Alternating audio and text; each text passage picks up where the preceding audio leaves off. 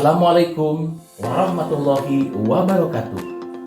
Bapak, Ibu yang saya hormati, pada kesempatan ini saya akan mencoba menganalisis kasus 4 dengan menggunakan 9 langkah pengambilan dan pengujian keputusan.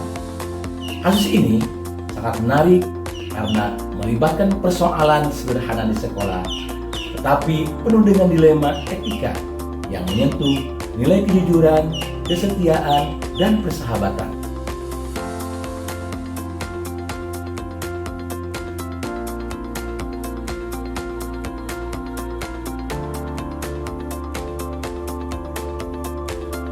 Mari kita ikuti langkah-langkah satu persatu.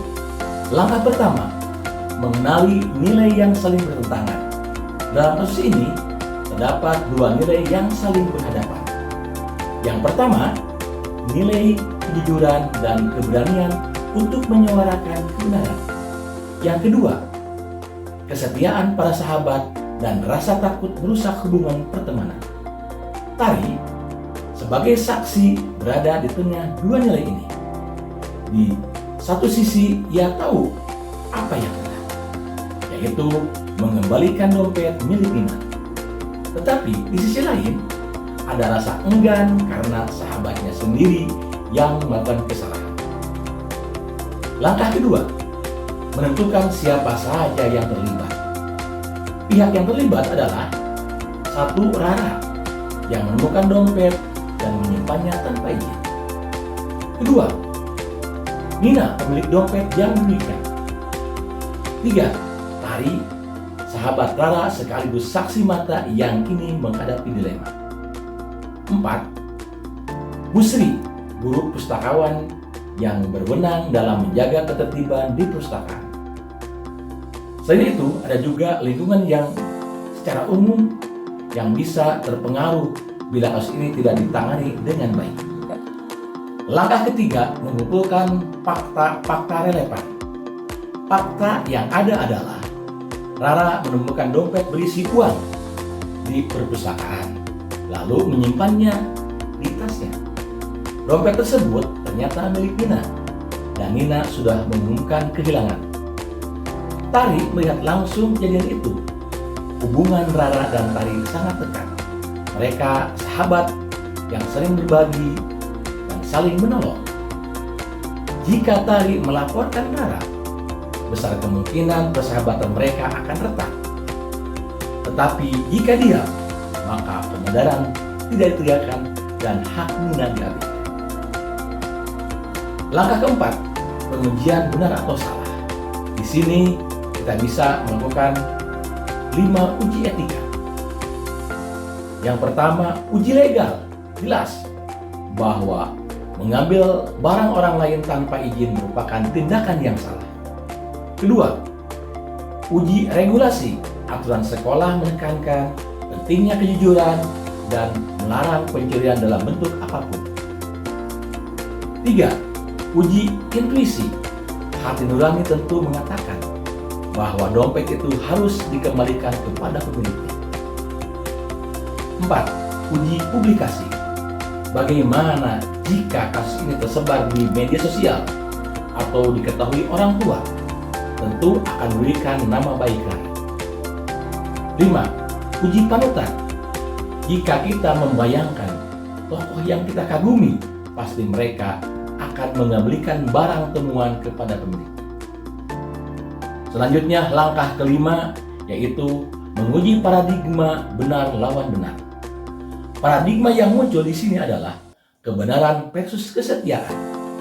Tari dihadapkan pada pilihan yang sama-sama benar, menjaga kejujuran atau menjaga persahabatan. Langkah keenam, melakukan prinsip resolusi. Dalam kasus ini ada 3 prinsip yang bisa dipakai. Pertama, berpikir berbasis peraturan, artinya menegakkan aturan yang berlaku di sekolah, barang temuan harus dikembalikan. Kedua, berpikir berbasis hasil akhir, yaitu mengembalikan dompet, akan menjaga kepercayaan, melindungi hak Nina, dan menciptakan budaya jujur di sekolah. Ketiga, berpikir berbasis rasa peduli, yaitu dengan tetap memperhatikan perasaan Rara agar ia tidak dipermalukan dan bisa belajar dari kesalahan. Langkah ketujuh, investigasi opsi trilema. Apakah ada solusi kreatif selain dua pilihan ekstrim, yaitu diam atau melaporkan secara langsung? Menurut saya ada. Tari bisa mengajak Rara bicara secara pribadi dengan penuh kasih sayang.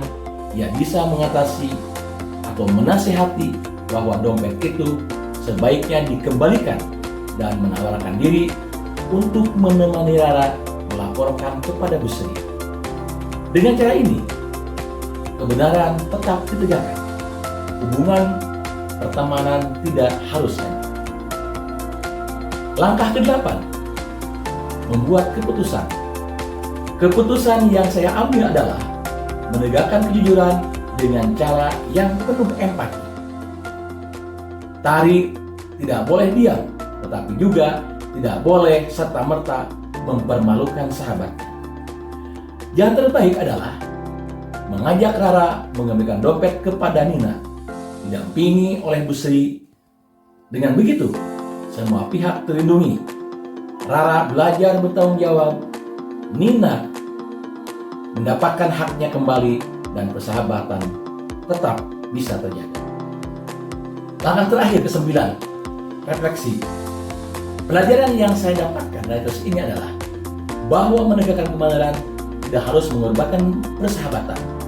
Dengan komunikasi yang baik dan hati yang peduli, kita bisa mengatasi dilema etika dengan bijak. Sebagai calon kepala sekolah, saya menyadari bahwa dalam praktik kepemimpinan kita akan menghadapi situasi yang serupa. Karena 9 langkah pengambilan keputusan ini sangat membantu agar setiap keputusan yang diambil bukan hanya tepat, tapi juga berdasarkan nilai moral dan membawa kebaikan jangka panjang bagi sekolah. Bapak Ibu yang saya hormati, demikianlah analisis saya mengenai kasus 4. Semoga bermanfaat dan bisa menjadi cermin dalam melatih kepekaan moral kita sebagai calon pemimpin pendidikan. Wassalamualaikum warahmatullahi wabarakatuh.